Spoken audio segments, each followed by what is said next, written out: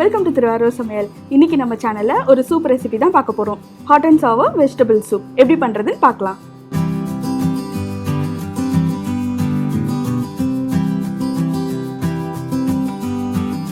First ஒரு பேன்ல 2 table spoon எண்ணெய் ஊத்திக்கோங்க.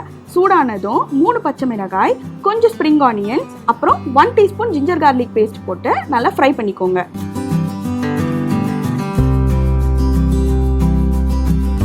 இது ஃப்ரை பண்ணதுக்கு அப்புறம் ஒரு கேரட், 6 பீன்ஸ், 1 கப் முட்டைகோஸ், அப்புறம் பாதி குடமிளகாய் சேர்த்து ஹை ஹீட்ல 2 மினிட்ஸ் நல்லா ஃப்ரை பண்ணிக்கோங்க. இந்த வெஜிடபிள்ஸ் எல்லாம் நான் நீளமா கட் பண்ணியிருக்கேன். உங்களுக்கு என்ன சைஸ் பிடிக்குதோ அந்த சைஸ்க்கு கட் பண்ணி வச்சுக்கோங்க. 2 மினிட்ஸ் ஃப்ரை பண்ணதுக்கு அப்புறம் 4 கப் தண்ணி ஊற்றிக்கோங்க.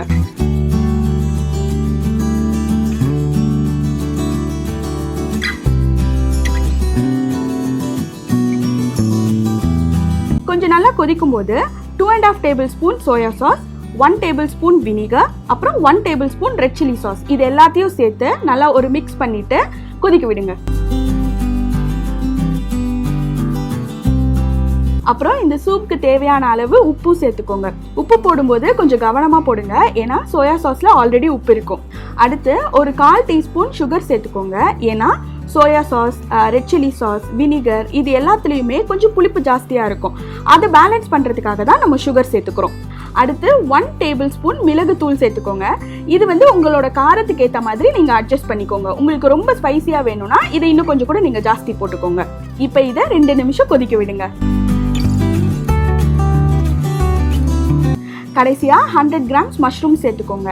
இதையே நம்ம முன்னாடியே சேர்க்கலன்னா மஷ்ரூம்ஸ் ஓவர் குக் ஆயிடும், அப்புறம் சாப்பிட்றதுக்கு நல்லா இருக்காது. அதனால தான் நம்ம அதை இந்த ஸ்டேஜில் சேர்க்குறோம். மஷ்ரூம்ஸ் எல்லாம் ஒரு 50% வேகிற வரைக்கும் இதை கொதிக்க விடுங்க.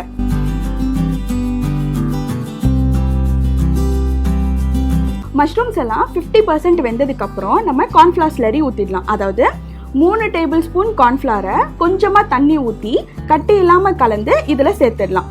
இந்த கார்ன்ஃப்ளவர் ஸ்லரி சேர்த்த உடனே இது நல்லா திக்காக ஆரம்பிக்கும். ஸோ அதனால ஒரு கொதி வந்தால் போதும். அதுக்கப்புறம் நம்ம ஸ்டவ்வை ஆஃப் பண்ணிடலாம். ஹோட்டலில் வாங்கி சாப்பிட்றத விட இந்த மாதிரி வீட்டிலே செஞ்சு பாருங்கள், ரொம்ப ஹெல்த்தியாக இருக்கும். மழை காலத்தில் ஈவினிங் டைமில் டீ காஃபிக்கு பதில் இந்த மாதிரி சூப் செஞ்சு பாருங்கள், உங்களுக்கு கண்டிப்பாக பிடிக்கும். இந்த வீடியோ உங்களுக்கு பிடிச்சிருந்தா லைக் பண்ணுங்கள், ஷேர் பண்ணுங்கள், மறக்காமல் சப்ஸ்கிரைப் பண்ணுங்கள்.